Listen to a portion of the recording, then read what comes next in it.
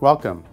We're at Jiffy Reprographics today, and I'm going to talk a little bit about the document management programs that we've used to develop a new source of revenue. We started a little over 3 years ago when we adopted Plan Command. And I think many of you will remember one of the presentations included a large hospital group called Baycare. They had 4 campuses, and those campuses all had documentation spread all over the maintenance offices and various file drawers, cabinets, and they were very, very unruly and undisciplined about managing their documents. We took on that program, and today we have over 30,000 documents that we manage for them, as well as updating the as-built as those documents become available. There are 2 areas of revenue for us there. One is the licensing fee to use Plan Command. That's straight profit, goes to the bottom line.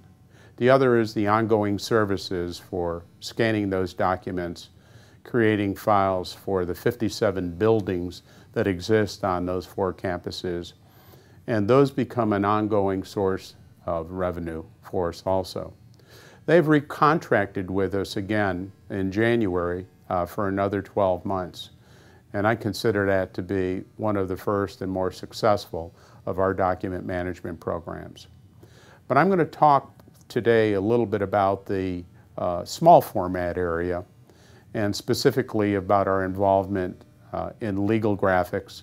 We approached the CFO of a large legal firm a little over 6 months ago on the basis that we felt that there was an opportunity to reduce cost by getting at the operating cost of their archived documents at Iron Mountain as well as at BRM. They use both firms because they operate in Tampa as well as in Clearwater. When they really looked at the inventory, they had over 5,000 boxes stuck in archiving, huge amount of monthly rental fee. As they needed case files from that archive, oftentimes 5, 6, 10 boxes were returned to recover 1 or 2 documents. And that incurred a pick fee, a delivery fee, and those boxes would sit around an office until they were again picked up and put back into storage. Oftentimes, they were residents for months at a time. The whole idea here is, what is the cost structure of keeping an archive file? And what we were getting at was creating a digital file as a one-time investment seemed to make a great deal more sense. And as well, to handle the current caseload of scanning documents to an electronic file. We put a program in place with him to start with 40 boxes a week. And as we improved our scanning procedures and process, we moved that up. It started to work out where they were delivering pallets to us every 2 weeks. And those pallets had anywhere from 100 to 120 boxes. That was an extremely inviting proposition.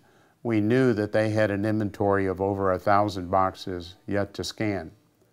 So we needed to establish some procedures in-house, procedures for handling the documents, organizing the boxes, creating the case files, prepping, scanning, and then eventually OCR scanning, as well as OCR conversion of all documents.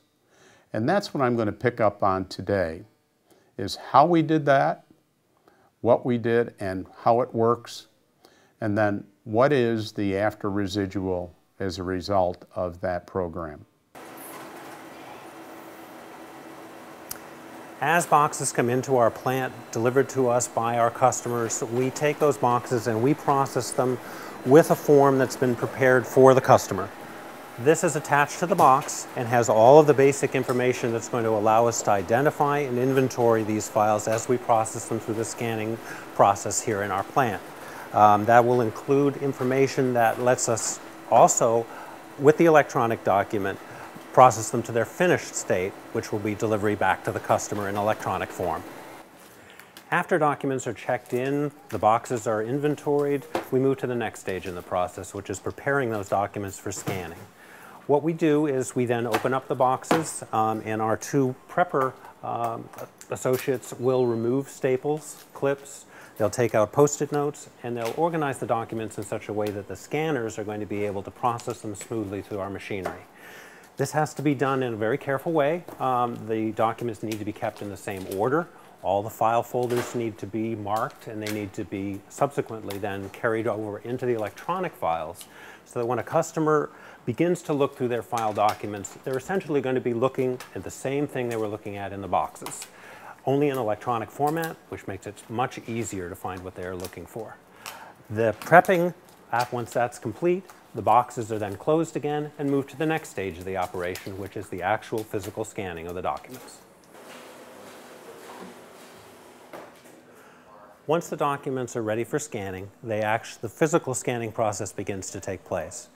That includes, similar to a copier, the papers are going to be moved through the scanner and they're going to be digitized into electronic form.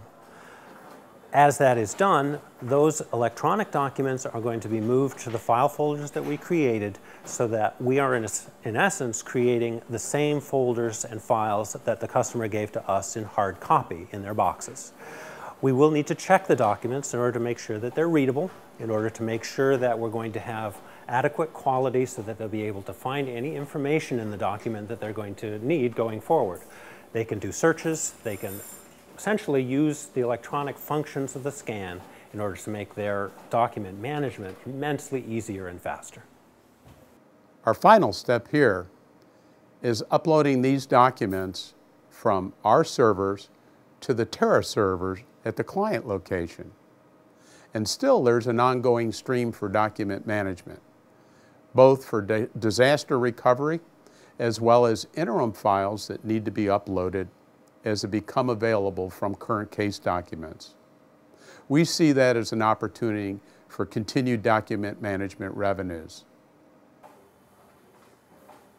In conclusion, what we've done here today is shown you our production operations for legal scanning, and also pointing out the opportunity for document management on an ongoing basis. We'll create a web destination in Plan Command for this particular client. As we update more information in files, it'll go to that site, password protected, and provide them not only current access to documents, the convenience of that 24/7, but as we look at this in a broader perspective, it provides them an avenue for disaster recovery should, in the event of a major storm in this area, their files would be protected and accessible anywhere in the world. I want to thank you for your time, and I appreciate your attention.